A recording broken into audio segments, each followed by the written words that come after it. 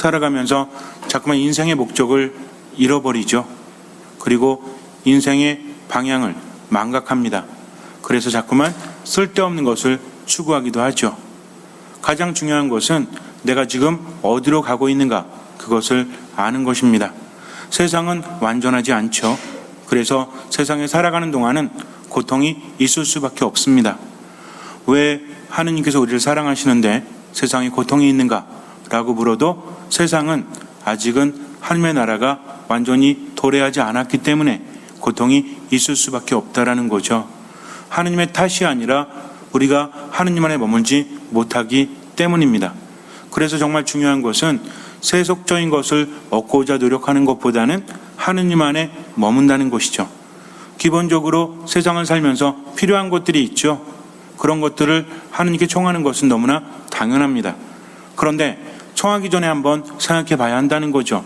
이것이 과연 나에게 어떤 의미가 있는가? 어떤 사람에게 하느님께서 물질적인 것을 많이 베풀어 주시면 그 사람은 무조건 행복하다라고 말할 수 있습니까? 그렇게 말할 수 없다는 거죠. 인간의 인생이라는 것은 한 치 앞도 내다볼 수 없기 때문입니다. 뭔가 부족해서 하느님께 청하지만 그것이 이루어진다고 해서 정말 행복할 것이라고 아무도 단언할 수 없기 때문이죠. 그런데 하느님께서 주셨을 때 행복한 사람이 있습니다. 어떤 사람이 행복하죠? 하느님이 물질적인 것을 주시거나 아니면 그 사람의 청을 들어주셨을 때 그 사람이 간절히 기도한 것 외에 정말 그 사람이 어떤 사람이라면 그것을 받고 행복해지지만 그렇지 않으면 행복해지지 않을 수도 있다는 거죠. 하느님께서 어떻게 주시느냐, 이것은 우리가 신경 쓸 필요가 없습니다. 그분은 간절함은 주시기 때문에. 그런데 중요한 것은 내가 받으려고 하거나 받았을 때 어떤 사람이어야 한다? 겸손한 사람이어야 한다는 거죠. 겸손한 사람은 복을 복으로 받아들이지만 교만한 사람은 복을 화로 받아들일 수 있어요. 그래서 겸손이 무엇인지 알아야 합니다. 겸손에서 가장 중요한 것이 무엇이라 했죠? 여러 가지로 정의할 수 있겠지만 우리가 기본적으로 좀 쉽게 말해서 듣는 자세라고 했습니다. 언제 어디서든 하느님의 말씀을 듣고자 하는 사람, 듣다 보면 뭐가 생기죠? 믿음이 생겨난다는 거죠. 믿음이라는 것은 이것이 이루어진다라는 확신이 아닙니다. 믿음이라는 것은 주님의 말씀을 듣고 그분의 뜻대로 이루어질 거라고 확신을 가지고 뭐 하는 사람? 이루어질 수 있도록 최선을 다해서 주님의 도구 역할을 하는 사람, 이런 사람이야말로 참으로 믿음을 가진 사람이죠. 이런 믿음이 있는 사람에게 세상은 무엇으로 보입니까? 희망으로 보이죠. 이 희망이라는 것은 우리가 만든 희망이 아니라 성령께서 우리에게 주신 희망이라는 겁니다. 그렇기 때문에 세상을 바라보면서도 생기를 얻고 세상을 바라보면서도 치유를 받고 세상을 바라보면서도 힘을 얻는다는 거죠. 세상 자체가 그것을 주는 것이 아니라 나와 함께 하시는 누구께서? 예수 그리스도께서, 성령께서, 아버지 하느님께서 그것을 나에게 주신다는 겁니다. 그래서 신앙에 있어서 믿음을 가진 사람에게 희망이 생기고 그 희망 속에서 그 사람은 어떤 열매를 맺을 수밖에 없다? 사랑의 열매를 맺을 수밖에 없다라는 거죠. 믿음과 소망이라고 하는 희망과 사랑이라는 것은 연결이 돼요. 행복한 사람은 믿음을 가진 사람이요, 희망이 있는 사람이요, 삶 안에서 어쨌든 사랑의 열매를 맺는 사람이다. 어떤 핑계를 대든지 간에 사랑의 열매를 맺지 못하면 그 사람 뭐가 없는 거예요? 믿음이 없다는 거죠. 그러다 보니까 희망이 없고 그런 삶은 공허해질 수밖에 없다라는 것입니다. 세상이라는 것이 과연 무엇인가? 나를 힘들게 하는 세상? 그럴 수 있어요. 나를 슬프게 하는 세상? 그럴 수 있습니다. 중요한 것은 그런 세상을 향해서 내가 어떻게 하느냐죠. 그런데 내가 세상을 살아가면서 어떻게 세상을 보느냐, 어떻게 보이느냐, 어떻게 듣느냐, 들리냐에 따라서 내가 행동하는 것이 달라진다고 했습니다. 아무리 부정적이고 절망적인 상황일지라도 우리가 긍정적인 자세를 가지고 지금을 살아가는 것은 오로지 예수 그리스도 때문입니다. 성령께서 함께 하시기 때문이라는 거죠. 아직은 완전하지 않은 세상, 그러나 이제 하나님의 나라가 가까이 다가왔기 때문에 그래요. 우리는 세상을 살면서도 그리스도를 믿기 때문에 하느님 나라에 속해 있다라는 거죠. 그래서 세속적인 눈으로 바라보는 것이 아니라 어떤 눈으로 바라본다? 영적인 눈으로 바라본다는 거죠. 아마 어저께 미사 참여하신 분들은 제가 말씀을 드렸지만 우리 안에는 두 개의 인간이 있다고 했죠. 사도 바울께서 말씀하신 내적인 인간과 외적인 인간이 있다라고 했습니다. 이 둘은 늘 부딪히죠. 내가 바라는 삶은 내적인 인간이에요? 외적인 인간이에요? 내적인 인간입니다. 우린 평화롭고 싶고요. 우리는 선의를 가지고 싶고 우리는 정말 행복하게 살고 싶어요. 그런데 이런 원의와 다르게 내가 행동하는 것은 외적인 인간이죠. 내가 왜 이러지? 이러면 안 되는데 하면서도 계속해서 우리는 죄를 짓고 살아요. 내 마음속에 있는 것을 제대로 실현하지 못하고 오히려 반대로 살아가죠. 더 배려해줘야 되겠다, 더 사랑해줘야 되겠다 하면서도 말과 표정과 행동에는 사랑이 사라지고 오히려 그 사람을 힘들게 하고 그 결과로 인해서 나도 힘들어지는 행동을 한다는 거죠. 그러면서 왜 이러지 하면서 고민하고 가슴을 쳐보지만 그것이 습관처럼 반복됩니다. 이런 나약함 속에서도 우리가 희망을 가질 수 있는 것은 내가 잘났기 때문이 아니라 예수 그리스도께서 그러한 희망을 주셨기 때문이다. 예수님께서 구원을 주셨고 성령께서 생명을 주셨기 때문에 우리는 무엇을 갖는다? 희망을 갖는다는 거죠. 내 자신을 바라봐서는 아무런 희망도 생기지 않아요. 그렇지 않습니까? 내가 아무리 오늘 각오를 다져도 내일은 또다시 예전의 나로 돌아갈 것이 불보듯 뻔하기 때문입니다. 그래도 희망이 있는 이유는 뭐예요? 오로지 예수 그리스도 때문이다. 성령께서 이끌어 주시기 때문이다. 그래서 여러분들을 그냥 위로하는 말씀이 아니라 예수님께서 말씀하셨습니다. 너희는 나 없이는 아무것도 할 수 없다.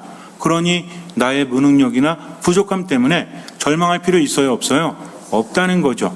과거에 묻혀서 또는 미래에 대한 두려움 때문에 지금 아무것도 하지 못한다면 그런 삶은 의미가 없다는 겁니다. 그렇기 때문에 정말 중요한 것은 아무리 절망적이고 부정적이라고 할지라도 누구 때문에? 예수 그리스도 때문에 희망을 가지고 성령께 모든 것을 맡기고 지금을 살아간다는 거죠. 그러면서 세상을 바라보니까 조금씩 성장이 됩니다. 한 번에 됐으면 좋겠죠. 그렇지 않습니까? 한 번에 됐으면 좋겠죠. 그냥 예수님께 기도하면 한 번에 그냥 내 안에 있는 욕심들 사라지고 또 세상을 제대로 바라보면서 행복하게 살았으면 좋겠죠. 이게 되지 않아요. 왜 그러냐면 우리들의 자유의지 때문입니다. 하느님께서는요, 우리의 자유의지를 존중해 주시기 때문에 인생의 체험을 통해서 바뀌어질 수 있도록 가진 애를 쓰십니다. 이것만큼 하느님께서 어떻게 하실 수 없고 어떻게 하지도 않으신다는 거죠. 우리 부모님들이 자식들 키울 때 어때요? 잘못할 때마다 후드러 패고 뭐 잘할 때마다 상 주고 잘못하면 더 패고 더 잘하면 상 주고 이렇게 합니까? 그렇지 않다는 거죠. 누구나 잘 키우고 싶죠? 예의 바르게 키우고 싶고 능력 있게 키우고 싶고 착한 사람을 키우고 싶죠. 어릴 때는 될 것 같죠. 왜? 어릴 때는 엄마 까르르 아빠 까르르 하니까 엄마 아빠 없이는 살 수가 없으니까. 그런데 머리가 커지기 시작하면서부터 자식이 마음대로 안 되죠. 그럴 때 어떻게 합니까?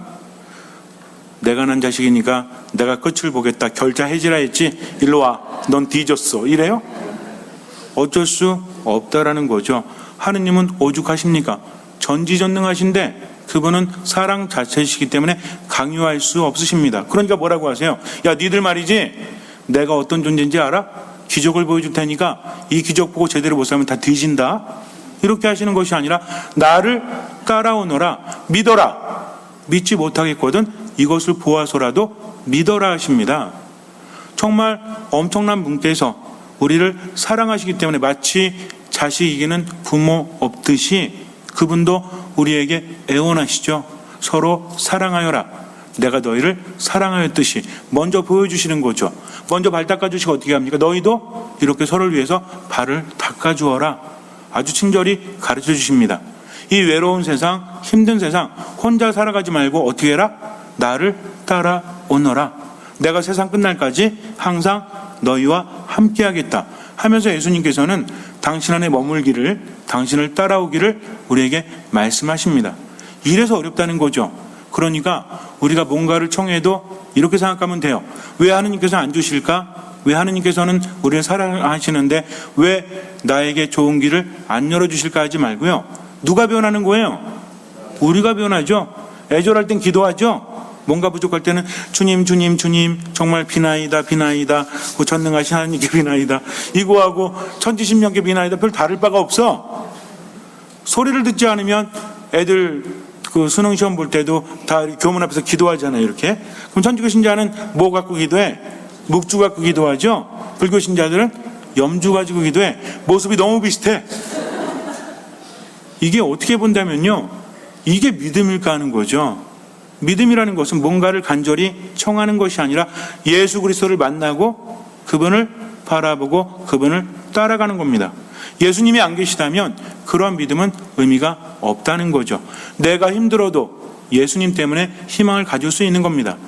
어쩌면 내가 나를 포기해도요, 그분은 나를 포기하지 않으시기 때문이죠. 그렇다면 우리가 청하는 기도는 올바른 기도일까요? 아닐까요? 올바를 수도 있고 아닐 수도 있겠죠. 어찌 청하지 않고 살아갈 수 있겠습니까? 그러나 청하는 것만으로 그치는 것이 아니라 마음을 다해서 청하는 거죠. 주님은 이미 아시니까, 그분은 청하기도 전에 알고 계시니까 청하기는 하되 어떻게 합니까? 그분의 뜻을 들으려고 하고 그것을 실천하려고 합니다. 때로는 넘어질지라도 일어나서 또 노력하는 거죠. 얼마만큼만? 내가 할 수 있는 만큼만 나머진 주님께서 채워주시기 때문입니다. 그런데 우리는요, 그것을 생각하지 않아요. 그저 9일 기도하고 어떤 기도하고 내가 바라는 것만 말씀드리지 내가 변화되려고 하지 않습니다. 내가 항구하다면 주님께서 하시는 모든 것들 안에서 내가 바라는 것보다 더 큰 것을 주시죠. 그것을 우리는 깨닫게 됩니다. 그런데 내가 항구하지 않으니까 정말 그렇잖아요. 급할 때는 엄청나게 기도하고 조금 여유 있으면 어때? 예전에 그런 얘기 여러분께 드렸죠. 어떤 사람이 배를 타고 가는데 배가 풍랑을 만났어요. 그래가지고 이 배가 뒤집힐 것 같으니까 기도합니다. 주님, 제가요 여기서 살려주시면 가진 재산의 반을 뚝 떼서 가난이들에게 나누어 주겠습니다 라고 기도합니다.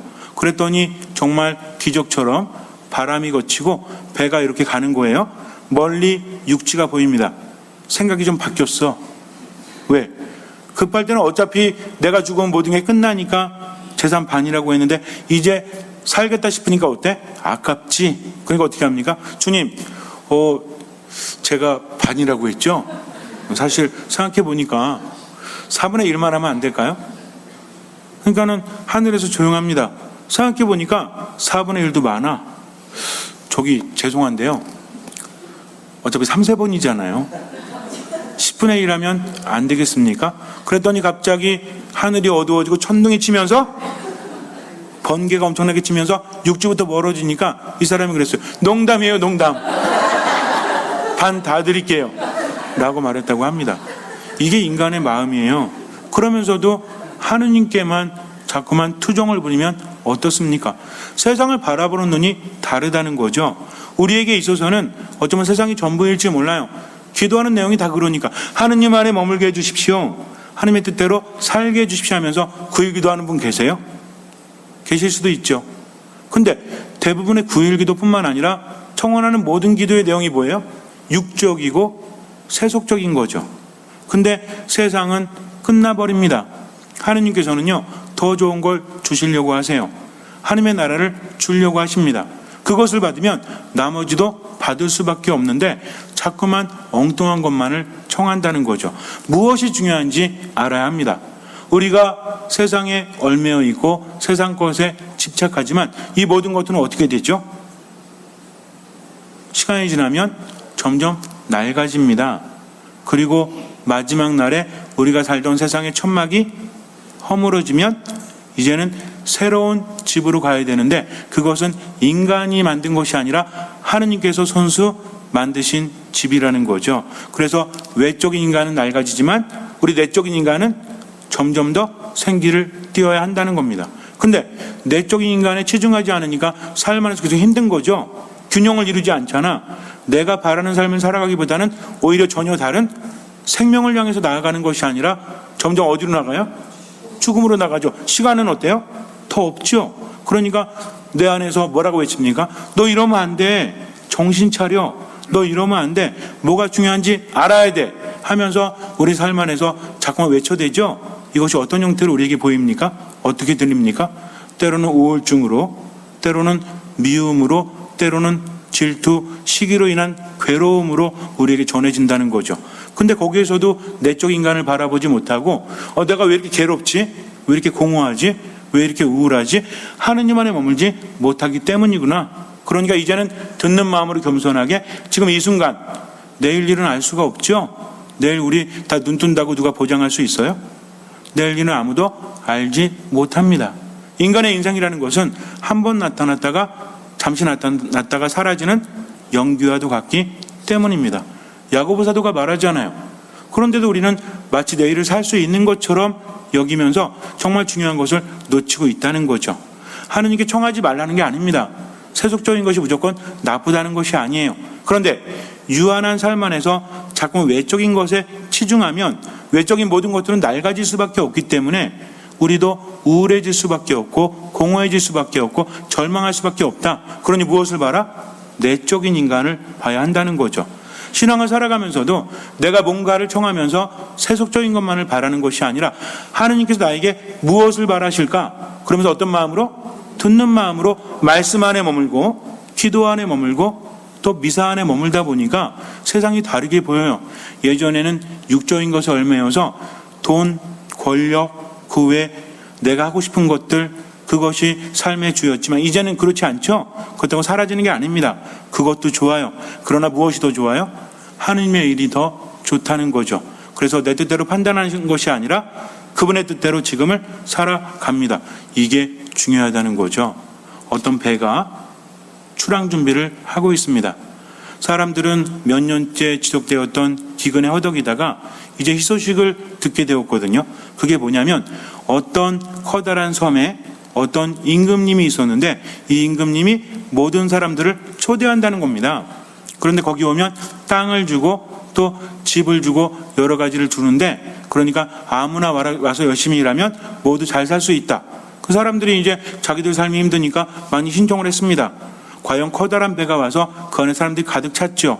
희망찹니다. 이야기합니다. 이제 우리는 더 이상 배고프지 않아도 되고 이제 우리는 더 이상 힘들지 않아도 돼. 이제 그 섬에 가서 잘 살아보자고 많은 사람들이 흥분했고 기쁨, 기대감에 가득 차 있었습니다. 그런데 조금 가다가 잠시 어떤 섬에 들려요. 그리고 선장이 이렇게 말합니다. 자, 여러분들 조건이 하나 있습니다. 여러분들이 이제 이 섬에 가면 씨앗들이 굉장히 많을 거예요. 이 씨앗을 챙길 수 있는 만큼 무조건 챙겨 오셔야 합니다. 여러분들에게 4시간을 드리겠습니다. 정말 중요합니다. 저희 섬에는 모든 것들이 다 풍성하지만 씨앗이 별로 없기 때문에 여러분들이 가져오는 만큼 많은 땅과 가져오는 만큼 많은 것을 얻을 수 있습니다라고 말했어요. 사람들이 이제 섬에 내려서 씨앗을 찾기 시작합니다. 지천에 씨앗이 깔린 거예요. 왜 이렇게 쉬워? 그래서 자루에 담기 시작을 합니다. 그런데 담다가 뭔가 번쩍거리는 것을 보게 돼요. 가만히 보니까 금덩어리예요. 이제 고민에 빠집니다. 우리에게 주어진 시간은 3시간인데 이 금덩어리를 담아야 될까? 씨앗을 담아야 될까? 그랬더니 옆에 있던 사람이 말해요. 야, 씨앗은 나중에 사면 되잖아. 씨앗이랑 금덩이랑 가치가 똑같니? 금덩이 챙기자. 사람들이 금덩이를 챙기기 시작합니다. 3시간이 지났어요. 많은 사람들이 배에 다시 탔습니다. 90% 이상의 사람들은 금덩이를 엄청나게 챙겼어요. 이제 가서 씨앗을 사서 가져다 주면 우린 부자가 될 거야 라고 말합니다. 10%만 씨앗을 챙겼어요. 사람들이 어리석다 말합니다. 멍청하다 말합니다. 그렇게 배는 그 섬에 도착을 합니다. 이제 의기양양해져서 이제 우리는 잘 살게 되었구나, 부자가 되었구나 하면서 사람들이 육지에 내리자마자 깜짝 놀랐습니다. 왜? 거기에 모든 돌이 금덩어리였기 때문입니다. 이 사람들은 무슨 짓 한 거예요? 뻘짓한 거죠. 아무 의미 없는 행동을 했다는 것입니다. 거기에 씨앗을 가져온 사람들은 씨앗만큼의 땅과 집을 아주 풍성히 받을 수 있었지만 금덩이를 가져온 사람들은 씨앗이 전혀 없었기 때문에 아무것도 받지 못합니다. 다시 돌아갈 수도 없었다고 합니다. 물론 예상하시겠지만 제가 만든 얘기예요. 우리 인생이 그렇습니다. 정말 중요한 게 뭔지를 안다면 인생은 행복해질 수밖에 없다는 거죠. 우리 분명히 이야기했죠. 누구 때문에 희망을 갖죠? 예수 그리스도. 누구 따라갑니까? 예수 그리스도. 하느님께서 우리가 청하기도 전에 알고 계신다. 더 좋은 것을 주신다는 거죠. 그렇다면 우리는 세상을 어떻게 살아야 될까요? 힘들 때마다 주님 이거 주세요. 아플 때마다 치유해 주세요. 이렇게 하면 돼요, 안 돼요? 되죠. 그럼 아픈데 그러면 낫게 해주시던지 말던지 이러실 거예요? 그러나 더욱더 중요한 것은 꾸준히 그렇게 청하면서도 나는 무엇을 해야 될까? 주님께 받은 것은 무엇일까? 주님께 나에게 바라시는 것은 무엇일까? 이걸 생각해야 됩니다. 이렇게 하지 않으니까 삶이 더 힘들어지는 거죠. 가치가 없어지는 겁니다. 내적 인간과 외적 인간의 괴리가 점점 더 커진다는 거죠. 그런데 지금 여기에서 환경이 힘들다, 사람들이 날 힘들게 한다, 그러면서 아무리 기도해도 아무것도 나아지지 않아요. 그 순간 이렇게 생각합니다. 주님, 제가 무엇을 해야 합니까? 당신의 복음을 전하기 위해서, 당신의 뜻을 이루기 위해서 여기서 무엇을 해야 합니까? 하면서 어떻게 겸손하게 듣는 자세로 살아가게 되면 조금씩 변화되죠. 왜? 내가 변화되니까 주변도 변화될 수밖에 없다라는 겁니다. 그러나 내가 변화되지 않으면 아무것도 변화되지 않는다는 거죠.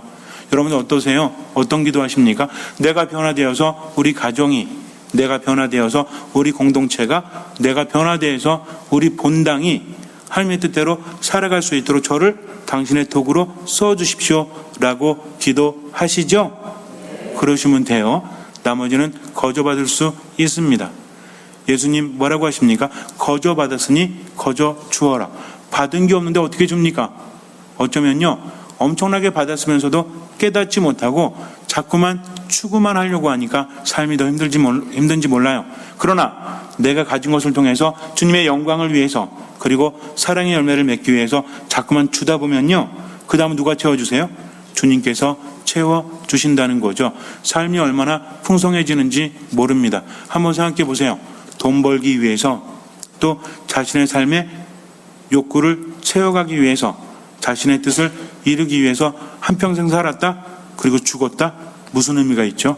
아무런 의미가 없습니다. 세속적인 것도 필요합니다. 그러나 세상을 어떻게 살아가냐에 대해서 다시 한번 생각해 본다면, 필요한 것 이상을 추구해봤자 별 의미가 없다는 것을 깨달으면 삶의 중심에 하느님을 두고 그분의 뜻대로 살아가죠. 성당에서 봉사하고 성당에서 살고 이것만 얘기하는 게 아니에요. 그분의 뜻이 이루어질 수 있도록 내가 겸손하게 최선을 다해서 어떻게 합니까? 베푸는 거죠. 최선을 다해서 노력하는 거죠. 그 사람의 삶은 어때요? 늘 즐겁죠. 생기가 넘쳐 흐르죠. 왜 그래요? 내적인 인간이 생기를 가득 받기 때문입니다. 하느님께서 함께 하시기 때문입니다. 그 다음부터는요, 생각이 바뀌어요. 느낌이 바뀌어요. 근데 이게 안 되잖아요. 평생 힘들어하다가, 평생 괴로워하다가 많이 쌓아놓고 아주 외롭고 우울하게 끝나버릴지도 몰라요.